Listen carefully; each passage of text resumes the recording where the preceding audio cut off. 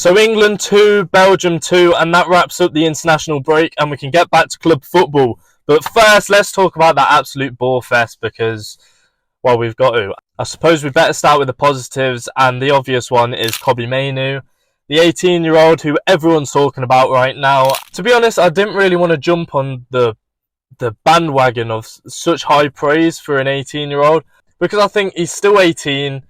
He's only started, I think, about 14 Premier League games for Man United this season, so he's still relatively new even to Man United fans, let alone the whole country. It was the midfield that a lot of people have been calling out for, very intrigued to see that with Rice as the 6, Mainoo beside him and Bellingham more advanced. Did it work?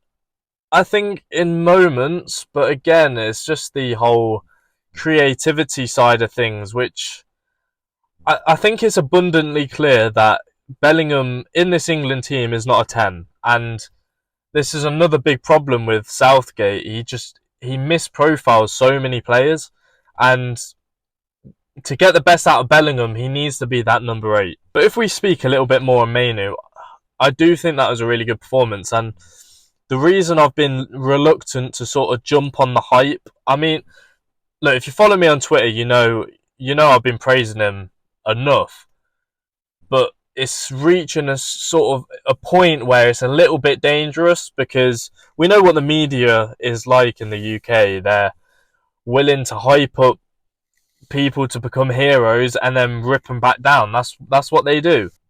And I understand as United fans, you're going to be excited about Mainoo. He's an exciting talent, and there's not really much to scream and shout about at Man United right now. Maybe Højlund, but apart from that, it's Mainoo. But I do think it's a little bit dangerous because some of the things I'm seeing... Look, I'm not seeing anyone say that Mainoo is on the same level as what Scholes was or what Seedorf was, but I'm seeing him put in the same sentence as them for certain qualities, certain parts of his game, maybe in terms of his profile as a midfielder, which is okay. I think you can do that without it being a comparison between two players. I think that's okay. But I do still think it's a little bit early, and for United's sake, I think they might be...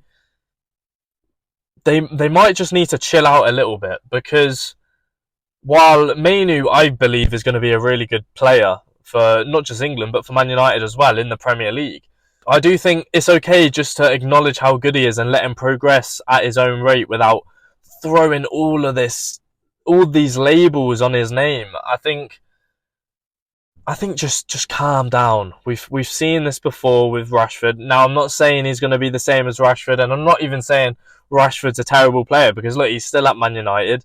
Last season he had a good season.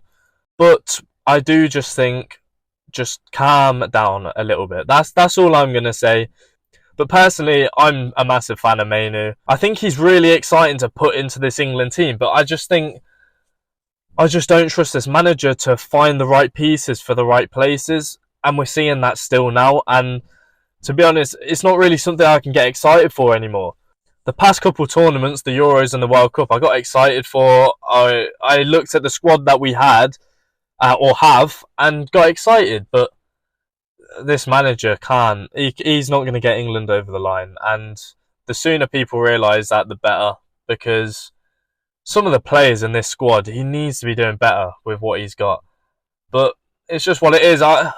We've got the Euros coming up in the summer, and I just feel like people are just like, it's not the same hype as there was a couple years ago. It's just not as exciting anymore because we know what this manager's about. He's stayed way too long, and we need to see something different. There seems to be this patriotic atmosphere when it comes to selecting managers for specific nations, as if, oh, the next England manager must be English. Now, I get it to some degree, because you don't want to be hiring a Klopp and then playing Germany, and if England were to lose, you'd be looking at the tactics, like what's going on here. But these managers have big reputations, right? If you're picking a manager with a big reputation, not a manager who's managed at Middlesbrough. So I do just think we don't have to always look at the nationality of where the manager's from. I think we can just... I've seen a couple of people say Mourinho. No, because we're bored of the football we're seeing with Southgate. I know Mourinho can get teams over the line in tournaments. do people really want to be watching Mourinho football in World Cups and the Euros? I'm not sure. But is that me being fussy? I'm not. I don't know. That being said, I think an Eddie Howe would actually be really good. You know what he's like in terms of the energy of his Newcastle team. That has caused problems now because all of a sudden energy levels and injuries have just completely decimated the squad this season. But I think with an Eddie Howe working with these sort of players in a small amount of time, I think he could do something good with it. But does he have the experience of winning tournaments? I'm not sure. So, but did Gareth Southgate? No. So I don't know. I just don't want us to be mucking around making the wrong decision when it comes to the next hiring of the New England manager. I suppose the rest is really negatives, really, when we're moving away from Mainoo. Obviously, we can talk about Bellingham, who I think he was decent. I think he was the more sloppy out of the three in midfield, if I'm being honest. It was only the second half. To be fair to him, he puts his legs about. He runs around non-stop. And when he moved into that 8 position, when we made a change and we put Foden into the number 10 position, he looks a lot better. But that's where he should be playing, coming deeper and running forward with the ball, carrying and arriving late in the box, which is what he did, and he scored the equaliser. John Stones off before 10 minutes. I think it's 8 minutes in, he came off. Look, it might be precaution. We do know, however, John Stones is susceptible to picking up injuries. But did he sort of just think of the Arsenal game coming up and just go, you know what, I'm not going to take the risk and come off? I think if it was nothing, I don't know if he would have come off after 8 minutes. I don't really see the point. I think he would have tried a little bit more to try run it off, but who knows? We'll have to wait and see.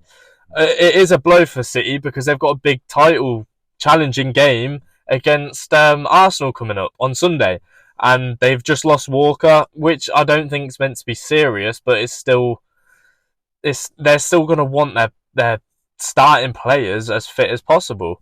And that's another bit of a blow for them. John Stones isn't the only one. Look at all the players that have dropped out during this international break. And I think what it just shows is, look, I understand national teams, the managers, the coaching staff, they need time to work with the players with a big tournament coming up. I get that. But putting in an international break at this stage of the season with 10 games of the Premier League to go, with everything being on the line, everything's so intense, and then to pull them out of that to go into international football, I don't know. No one was really enjoying these friendlies, but for the players that did get injured, it's just a bit of a pain, isn't it? For the ones that, look, most of them would have pulled out for the thought of bigger games coming up with their clubs. We know that. Bukayo Saka's probably an example of that. Gabriel at Arsenal as well. We've seen De Bruyne. Look, Pep does it every year with some of his best players, Haaland all the time. Even Declan Rice, and look, fair play to him. It was his 50th cap for England, which is a proud moment for him. But most importantly, he led the team out. He was the captain for the first time of his country, which was a big thing for him. But Southgate, you didn't need to play him for the full game, man. Like two times in a row against Brazil and then against Belgium. Arsenal fan, look, me as an Arsenal fan, I was just sat there just hoping he wouldn't go down. I was watching his fitness because look, we've got a big game coming up on Sunday, and Declan Rice is massively important to Arsenal. And if he was to go down, or if he's not fit enough on Sunday, that's going to be, everyone's going to be looking at Southgate because he could have played someone else. It's a friendly. Would anyone really have cared too much if England lost? Like, probably not, because everyone's still zoned in with their clubs right now. But moving away from the injuries, who else should we talk about? Bowen was alright in moments. I think he was a little bit greedy at times, but I think he was one of the few who was trying to show urgency, which I liked. Palmer didn't get on, which a lot of Chelsea fans aren't happy about. Again, I don't know why he didn't get on. You see Belgium, they were making loads of changes, but Southgate was reluctant to do that. Tony, I think, was decent in the first half when dropping deep. He scored his penalty, but the second half he went quiet. And then Foden being shoehorned out wide again. I mean, Pep does it at City, Southgate does it at England, and I don't get it. He's meant to be world class according to a lot of people, but he's getting forced out of position for other players. Now, look, don't get me wrong, Bellingham's an amazing player, but why is it Foden's always getting pushed out of position just to shoehorn him into the team? If he was that guy, surely he'd be playing in midfield, right? I don't know. When he plays out wide, he's non-existent. He's not a winger. So Southgate needs to just stop doing that. But again, misprofiling players, playing players in positions where they shouldn't be playing. You could have started Gordon. I know he didn't do much against Brazil, but still, it would have been better. I'd rather just see that and then bring Foden on for Bellingham later on in the game. But to be fair, when Foden was popping up in central areas, he looked a little bit better. But we know that Foden's good in the pockets. He's good on the half-turn. And with Maddison next to him as well, it looked neat at times. For England, though, I do want to see a little bit more. We hear a lot of hype from a lot of fans are always calling for Foden. Oh, Southgate has to find a way to get him into this team. That's what we always hear.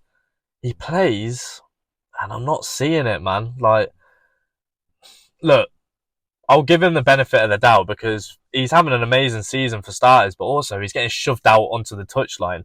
And we know Foden's better in the central areas. It's just common sense. We'll have to wait and see how he does in the Euros. Will he even start in Gareth Southgate's main team in the Euros? My guess is probably not. But we'll have to wait and see. I don't really know what more we can touch on with that England game. It was just boring, but at least we've got some proper football coming back, and I look forward to that. And look, if you're new around here, make sure to subscribe, like this video, and a lot more content's going to be coming out, especially in the crunch part of the season. It's going to be very exciting, and I look forward to speaking about all the games coming up. So yeah, that's enough from me. Make sure to like, subscribe, and I'll see you soon.